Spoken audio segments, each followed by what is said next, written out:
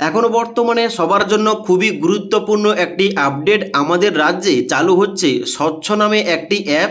যেই অ্যাপটা আজ থেকে চালু হওয়ার কথা। এবার এই অ্যাপটি চালু হলে অবশ্যই আপনাদের সবাইকে সচেতন থাকতে হবে, কারণ এখন কিন্তু বর্তমানে আর এখানে রাস্তাঘাটে নোংরা আবর্জনা ফেলা যাবে না। এখানে রাস্তায় কোনো পানের থুক কিংবা বিমল কে কিংবা এখানে নোংরা আবর্জনা ফেললে আপনারা কিন্তু জরিমানা হতে পারে। এই সম্বন্ধে কি আপডেট রয়েছে, কি অ্যাপ চালু হয়েছে, এটুকু জানবো এই ভিডিওটির মাধ্যমে। তো এখানে কিন্তু বলা হচ্ছে যে পশ্চিমবঙ্গ রাজ্য সরকারের তরফ থেকে এবার রাজ্য জুড়ে পরিষ্কার পরিচ্ছন্নতা বজায় রাখতে বড় পদক্ষেপ নেওয়া হয়েছে। রাজ্যের পুর এবং নগর উন্নয়ন মন্ত্রী অগ্নিমিত্রা পাল ঘোষণা করেছেন নতুন স্বচ্ছ অ্যাপ চালু করা হবে, যার মাধ্যমে সাধারণ মানুষ নিজের এলাকার নোংরা আবর্জনা বা অপরিষ্কার জায়গার ছবি তুলে সরাসরি অভিযোগ জানাতে পারবেন। এবং তিনি আরও জানিয়েছেন যে আগামী 30শে মে মানে আজকের 30শে মে 2026 তারিখ থেকে প্রথম পর্যায়ে পশ্চিমবঙ্গের মোট 10টি পুরসভায় এই অ্যাপ চালু করা হবে পাইলট প্রজেক্ট হিসাবে। ধীরে ধীরে গোটা রাজ্যে কিন্তু এই পরিষেবা প্রদান করা হবে।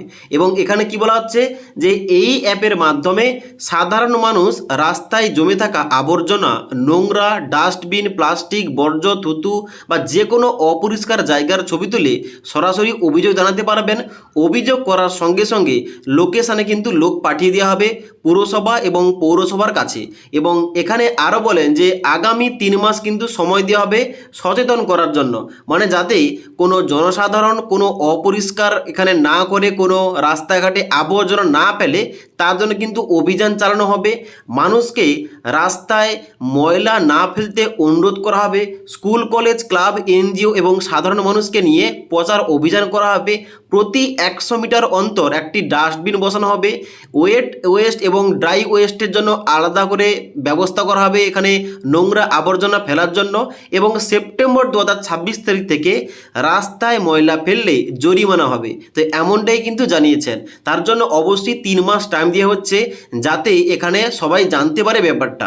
যার জন্য 3 মাস পর যদি এইরকম কেউ করে যে রাস্তায় যেতে যেতে কোনো চিপসের প্যাকেট, কোনো প্লাস্টিক কিংবা কোনো পানের থুক ইত্যাদি এখানে কিন্তু নোংরা আবর্জনা করছে, যদি নজরদারিতে ধরা পড়ে অবশ্যই কিন্তু তার জরিমানা পর্যন্ত হতে পারে। এবার এই অ্যাপটি চালু করা হলে অ্যাপটা প্লে স্টোরে আসার পর কিন্তু অবশ্যই ভিডিও দেবো এখানে কিন্তু কিভাবে অ্যাপটা ইউজ করতে হবে কিংবা ব্যবহার করতে হবে।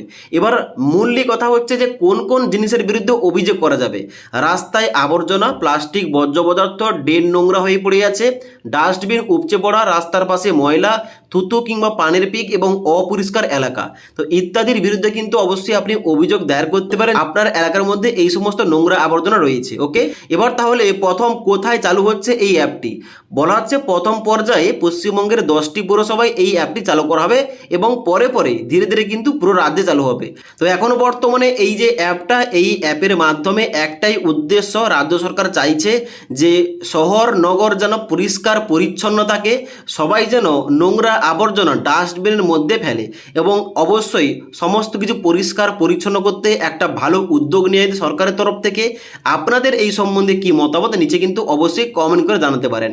তাছাড়া আজকের এই ভিডিওটির আপডেট ভালো লেগে থাকলে একটি লাইক করবেন এবং বন্ধুদের অবশ্যই ভিডিওটি শেয়ার করে দেবেন।